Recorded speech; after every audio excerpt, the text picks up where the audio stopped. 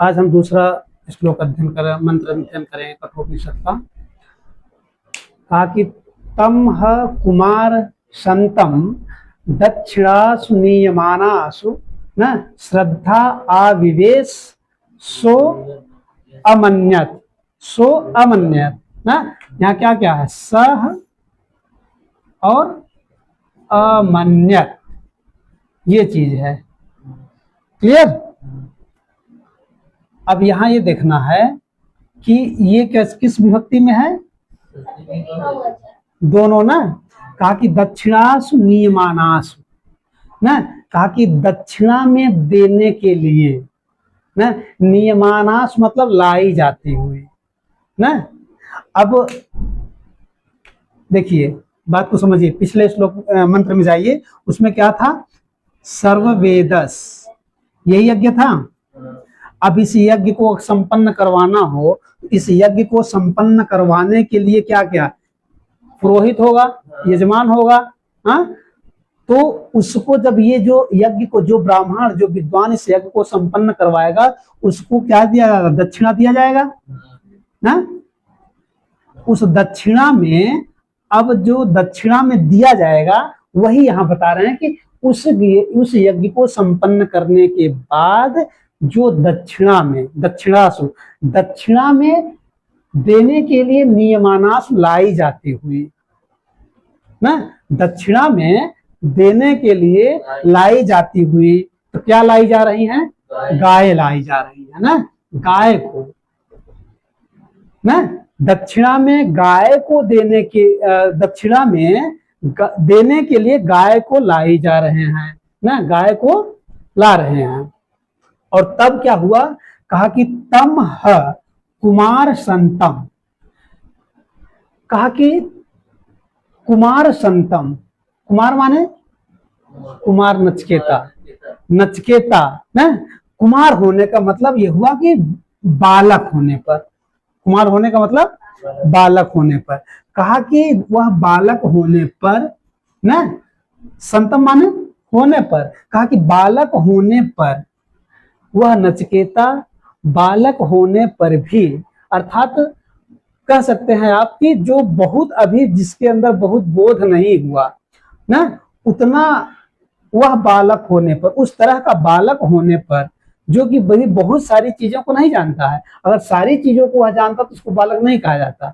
तो कहा कि जो अपेक्षाकृत अभी बालक है, तो कहा कि ऐसा बालक होने पर ना, कहा कि तमह, उस नचकेता में, उस नचकेता में। अब देखिए बात को कि वह बालक होते हुए, होने पर भी वह तमह, उस नचकेता में क्या हुआ? कहा कि श्रद्धा और आविवेश।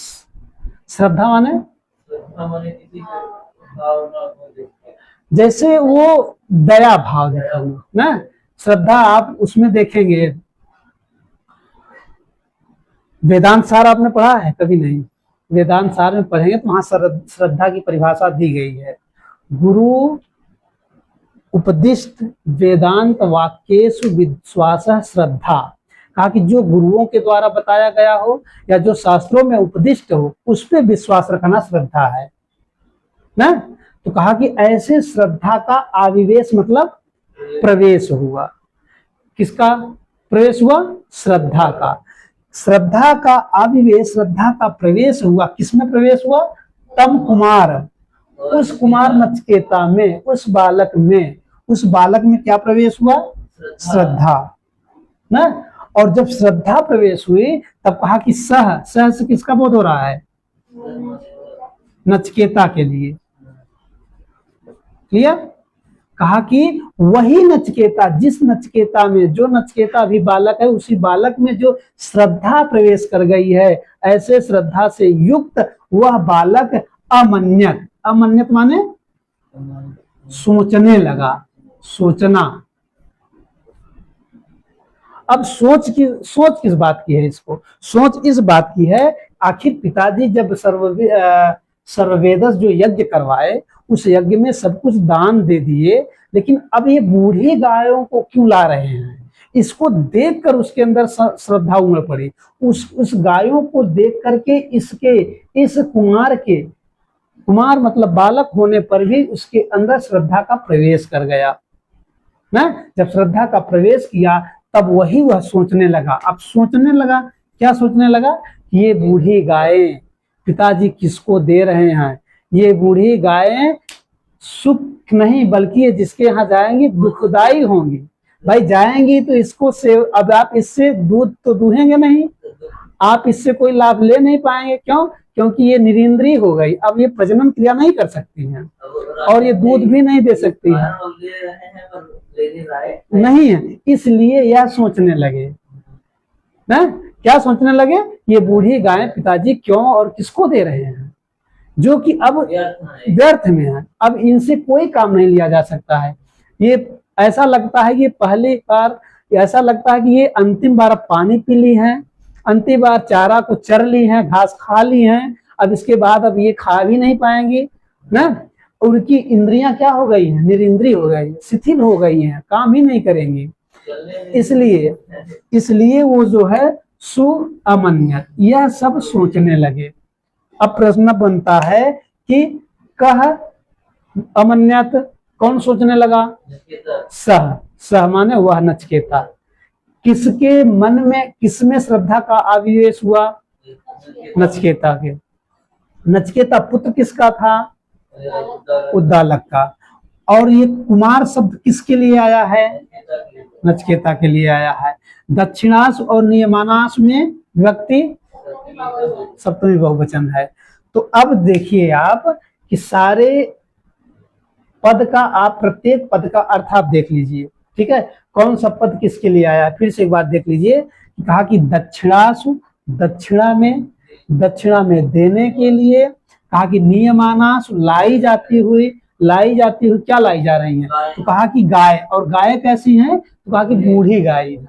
ऐसी बूढ़ी गायों को दक्षिणा में देने के लिए लाई जाती हुई। और फिर कहा कि कुमार संतम, कुमार का नचिकेता। कहा कि वह नचिकेता बालक होने पर भी, संतम माने होना, कहा कि बालक होने पर भी, बालक मतलब छोटा सा बालक होने पर भी, तम माने उस नचिकेता में कहा कि श्रद्धा का आविवेश, श्रद्धा अर्थात भावना ना, अर्थात करुणा, अर्थात दया, इसका क्या हुआ? आवेश माने प्रवेश कर गया। किसके अंदर प्रवेश किया? कुमार के अंदर, नचिकेता के। और जब उसके अंदर ये प्रवेश कर गया कि आखिर ये बूढ़ी गायें पिताजी किसको दे रहे हैं, जब ऐसा उसके मन में प्रवेश किया तब क्या किया? हुआ सोचने लगा ना। अब यह सोचने लगा और सोच रहा है कि ये गायें अब क्यों दी जा रही हैं, जो कि अब ये प्रजनन क्रिया भी नहीं कर सकती हैं, और ये गाय अब लास्ट बार जैसे पानी पी ली हो, बूढ़ी गाय हैं ना, अब उनसे कोई दूध दूहने की भी चेष्टा नहीं रख सकता ना। इस सब बातों को वो सोचने लगे। क्लियर हुआ? तब अब आप देखिए कि यह सह पद किसके लिए आया है, इंपॉर्टेंट। सह पद किसके लिए और कुमार पद किसके लिए? नचिकेता के लिए ना। तो अब हम इस श्लोक, इस मंत्र से यह पता चल गया कि अब नचिकेता क्या कर रहा है?